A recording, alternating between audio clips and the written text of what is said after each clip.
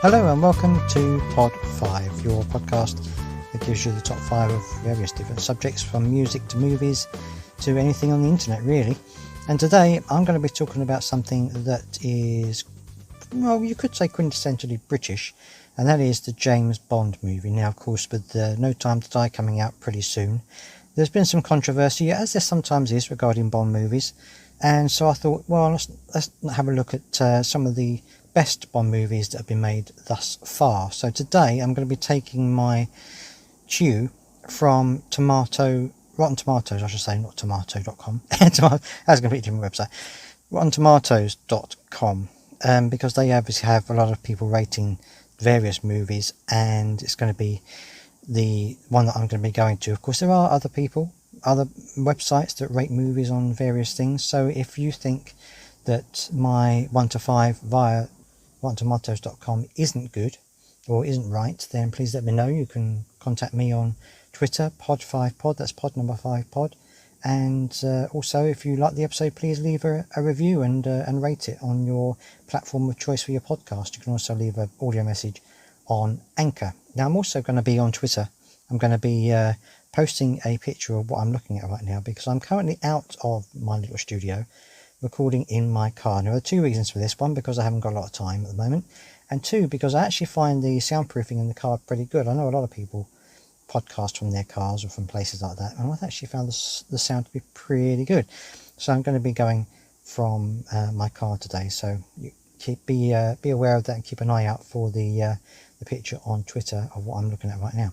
Okay, so today I want to talk about the top 5 James Bond movies as on Rotten Tomatoes. Now, in at number 5 is a movie that was okay. I mean, I didn't think it was that good necessarily, but it's in at number 5 with a score of 92% on Rotten Tomatoes, and that is Skyfall from 2012 with Daniel Craig, of course. Now, this movie I thought was okay. I mean, it has some good set pieces in it. You know, Daniel Craig is obviously getting on a bit, as we all are. But I thought it was quite a good movie. It had quite a good script to it. It was a good story in the end. Certainly better than Quantum of Solace, which I think most people want to forget if they can. But it wasn't a bad little movie, and it had some good little lines in there and some nice things in there. There wasn't quite enough gadgetry, and I know that the Daniel Craig movies haven't relied so much on the old gadgetry, but I actually quite liked that from the old Bond movies, when they used to have the gadgets and things like this happening around, and, you know, blowing things up and all that kind of stuff. I quite enjoyed that. So these Daniel Craig movies that felt a little bit lacking in that respect. But it's a good movie, and certainly it's going to be something that a lot of people are going to be watching again. And it's also got a very good scene at the end, of course. I'm not going to spoil it for anybody who's going to be watching that. And of course, the return of the Aston Martin in the movie as well, which I quite liked. Okay, in at number 4 is From Russia with Love from 1964. This has got a 95% rating, and this is a Sean Connery movie. Now, I do like Sean Connery. I thought he was one of the best Bonds. He was, of course, the original Bond movie from these series of movies. Obviously, you know, I know I'm not talking about David Niven, because that is technically slightly different, but from the official, shall we say, the official movies, he is one of the first. And this was quite a good movie. I thought that this is one of those movies that had a kind of bit of everything in it. You know, you had espionage, you had fighting against Russia, which was something that they did a lot in those movies, and you had some nice fight scenes in it. Well, I say nice fight scenes, some good fight scenes in it, some quite very brutal fight scenes, which is something that the movies tended to lose a little bit as they went on, but they've kind of gotten back since Daniel Craig arrived. And overall, a pretty good movie. I think it's one of the best stories that Ian Fleming wrote, and certainly turned out to be one of the best movies for my money anyway. And it's got some very nice shots in there, very nice locations in there as well. So overall, yeah, not a bad movie by any means. Now, in at number 3, you've got Dr. No, which is the first of this series of Bond movies which came out. Of course, Sean Connery? Who is John Connery? Sean Connery is this is live, folks. It's live and unedited. Well, I hope that bit might be edited out, but anyway. It's the first movie that Sean Connery starred as James Bond, and it's kind of, if you look at it now, it's a little bit dated. I mean, you know, this was done in 1962.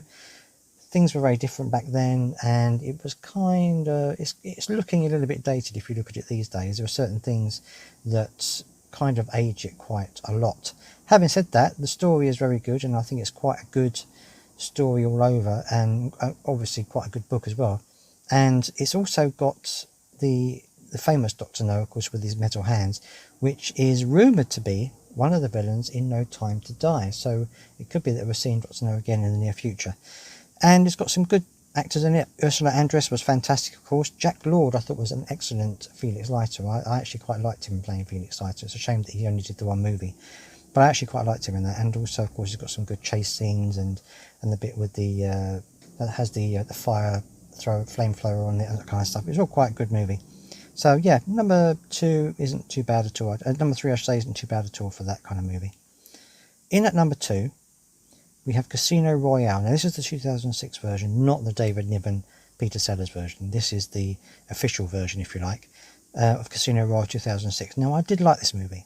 I did like it. I wasn't sure at the time whether doing Casino Royale in an official way was going to be any good. I didn't know whether it would work, but it did seem to work pretty well. I quite liked the chemistry that you had between Daniel Craig and Eva Green and Mads Mikkelsen. Eva Green, one of my favourite actresses, and if you haven't seen Penny Dreadful, I recommend you see that as well. She's fantastic in that, and it's very good as well. I quite enjoyed the whole ethos of the movie. As of course, it's got one of the most famous car crash scenes now, or car stunt scenes in movie history. It was an all-round very good movie. I even liked the title sequence. I think that was an absolutely wonderful song, and one of my favourite Bond themes ever, and a really, really good title sequence. So overall, a very good movie, and certainly deserving to be number 2.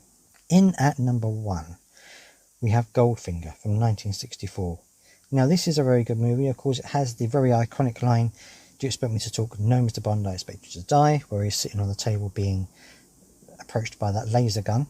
And it has some very good bits in it as well. I think it's got Sean Connery at his best. You know, he's quite charming and very friendly and easygoing, but he's also very, very antagonistic and very violent, and can be very aggressive when he needs to be. And I think that's quite a good mix of person to have for James Bond. It was quite a good mix of his character. He portrayed James Bond very well, I think. And this is a fantastic movie all around. I think it was one of the best ones from Sean Connery's era. I think it's also going to be deserving of number 1. It's got 97% on Rotten Tomatoes, which is quite a high score indeed. The interesting thing for me, looking at this top 5, is that we don't see Roger Moore. In this list, Roger Moore doesn't turn up until number 8, when he's got 79% with The Spy Who Loved Me from 1977. Now, The Spy Who Loved Me is a great film, one of my favourite Bond films. The chemistry between him and Barbara Bach, fantastic. You also get to see Richard Kiel, Jaws, absolutely excellent movie. And I really did enjoy it. So I'm a bit disappointed that it's number 8. However, I can understand it. Roger Moore wasn't everyone's idea of a good James Bond. You know, he was a bit too comedic for some people. Some people thought that he was just too old for the role, even when he did Live and Let Die, which I think was a bit of a shame. But yeah, I think that's a bit of a shame that he didn't come in till number 8. Before him, in fact, in number 7, is On Her Majesty's Secret Service with George Lazenby. It's the only James Bond movie. He's in at number 7, so that's quite an interesting thing to think about for a start. And that's it. That was the top 5 James Bond movies according to Rotten Tomatoes. And I think that's probably a pretty good place to put them. But do you agree? Do you think that one of the Bond films should be ahead of that? Do you think that Timothy Dalton should be up in that top 5 somewhere? Do you agree with me and think that Roger Moore should be in that top 5 somewhere? Let me know what you think. You can contact me on Twitter, pod5pod, and please let me know. Leave me a message, or you can review the podcast if you've enjoyed it. Leave a like on there as well. You can leave a voice message on the Anchor app if that's how you listen to the show. And I would really appreciate any feedback that you give me. It'd be fantastic to hear from you. Thank you for joining me today, and I hope you have a great time. See you next time. Bye-bye. The podcast you just heard was made using Anchor. Ever thought about making your own podcast? Anchor makes it really easy for anyone to get started. It's a one-stop shop for recording, hosting, and distributing podcasts. Best of all, it's 100% free. Sign up now at anchor.fm/new. That's anchor.fm/new to get started.